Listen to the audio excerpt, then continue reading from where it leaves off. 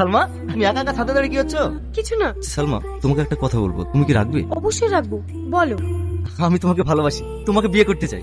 আমাদের বাড়ি সবাই রাজি, শুধু তোমার মতামতটাই জানতে চাই। আচ্ছা ঠিক আছে, তোমাকে আমি বিয়ে করব, কিন্তু আজ থেকে 1 মাস পর। আমার কিন্তু একটা শর্ত আছে, টনি কিন্তু যেন আমাদের বিয়ের কথাটা না জানতে পারে। ঠিক আছে, তাই হবে।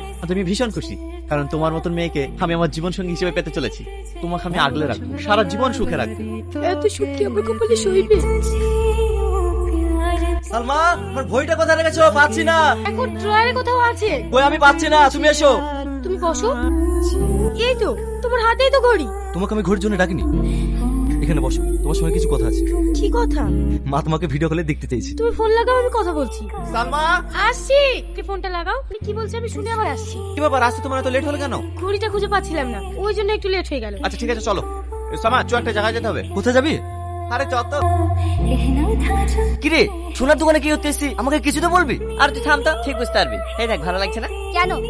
টনি তোমাকে কিছু বলেনি বাবু? টনির বিয়ে যে। তুই বিয়ে করছিস, আমাকে একবার জানানোর প্রয়োজন মনে করলি নি? আসলে তোকে সারপ্রাইজ দেবো বলে কিছু বলেন। মেয়েটা কি? ছবিটা তো দেখাবি। ছবি দেখার কোনো দরকার নেই, এই যে সালমা, এর সঙ্গে টনি।